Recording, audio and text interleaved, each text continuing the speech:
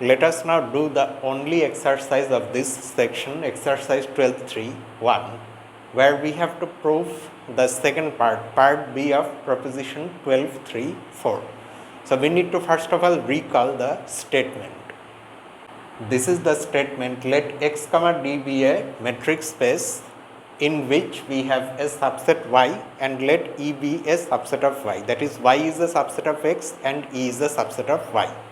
Then E is closed relative to y in the subspace y if and only if E equals k intersection y for some subset k of x which is closed in x. We have already seen the open set version of this, which was part A, and its proof is available in the text. I asked you to go through the proof on your own.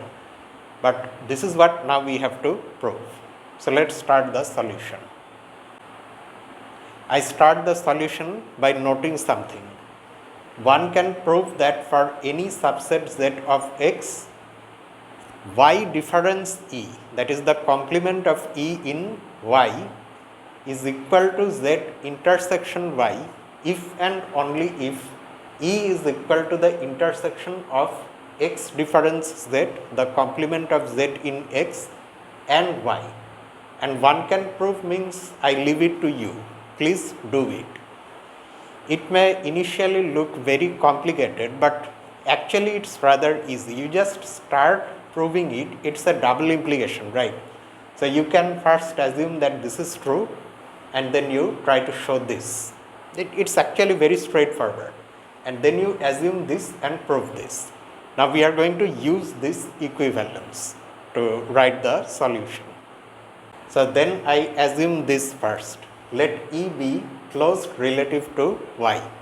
Okay, then I have to prove that E equals k intersection y for some subset k of x which is closed in x, that is closed relative to x. But we already know from our main theorem, I mean that big one having many parts, that because E is closed relative to y, so y difference E will be open relative to y.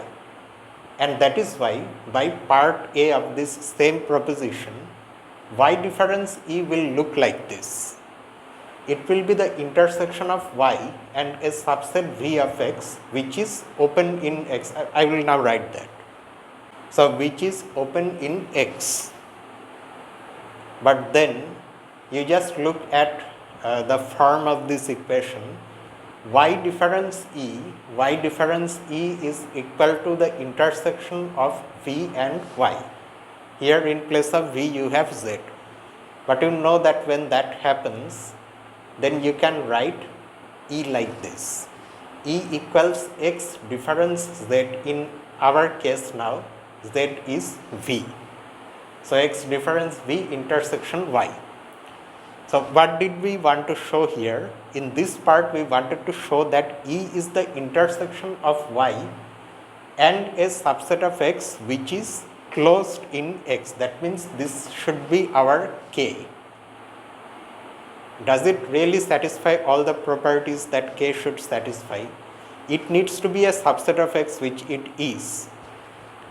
Is it closed in x? Yes, because V is open in x. So by that previous result, the complement of V in x is closed in x. So this is one half of our solution, and now we will prove the converse. Conversely, let E be of this form. E is k intersection y, where k is the subset of x which is closed in x. So this is the converse part. But then you can also write k intersection y like this. In place of k, you can write x difference k, which is equal to k. We already know that the complement of a set is the set itself, intersection y. And now you look at this equation and this equation. Both of them have E as the left hand side, and the right hand side is x difference a set intersection y. In this case, that set is x difference k, complement of k in x. So that means from this we can go to this, because these two are equivalent. So we can write y difference E like this. Here we had z, here we have x difference k in place of z. So x difference k intersection y. Now we are going to use this fact by noting this next. Since k is closed in x, so by that previous result, x difference k is open in x. Now you look at the form y difference E has taken in this equation as this intersection. It's the intersection of some subset of x and y, and that some subset is open in x. So by part A of this proposition, y difference E will then be open in y. But because of this and that previous result, E is then closed in y. This is what we wanted to show, right? So this is where the solution ends. And this section also ends. I mean, this was the only exercise. So in the next video, we can start the next section.